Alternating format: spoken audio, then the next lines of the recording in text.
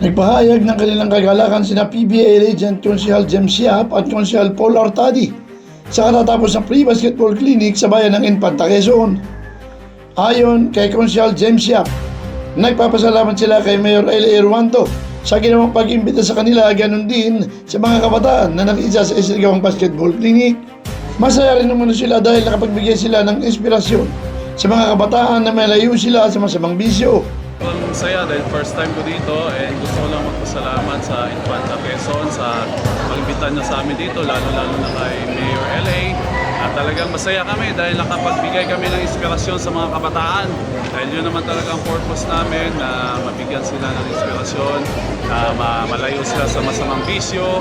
And yun naman yung purpose namin, bakit kami nandito. Yun naman ang talagang purpose ay sinasagawa nilang basketball clinic. Kaya't nung maimbitahan sila ay hindi na sila nagdalawang isip. Kami dito, hindi po kami nagdadalawang isip, kundi umuo agad kami ni Councilor Paul Artadi dahil ngayon umiikot kami sa buong bansa, buong Pilipinas dahil yun nga, gusto namin ma-share namin ang aming mga experience kung naglalaro kami sa PBA. Kasi alam naman natin ang number one sports sa Pilipinas is basketball, no? Yeah. And ganun talaga ang ginagawa namin ngayon, kundi pagbigay inspirasyon sa mga bataan sa buong Pilipinas. Sa kasalukuyan ay umiikot sila sa buong bansa dahil gusto nilang ma-share ang kanilang mga experience sa PBA. Dahil alam naman nila na ang paboritong sport sa Pilipinas ay basketball. Karanasan naman nila na tuwing magsasalita sila at ikinukwento ang kanilang experience at kanilang karanasan na nangarap at nagtagumpay. Masaya rin sila na nakikinig ang mga bata at nakikita sa kanila na gusto nilang maabot ang mga pangarap. Sobrang nakikinig sila, no? Every time na magsasalita kami and yung experience namin sa journey namin as bago nakarating doon sa PBA at talaga sinishare namin dahil alam nyo naman na hindi ako galing Manila, galing din ako probinsya tulad nila, katulad nung mga pinupuntahan namin probinsya, sinishare ko yun. Sinasabi ko na ako galing ako probinsya, nangarap, nagsikap para makamit yung mga dream mo sa buhay. And masaya ako dahil nakikinig talaga sila. Kaya lang pag nagsalita ako, kami dalawa ni Consipol, talagang nakatitig lang sila.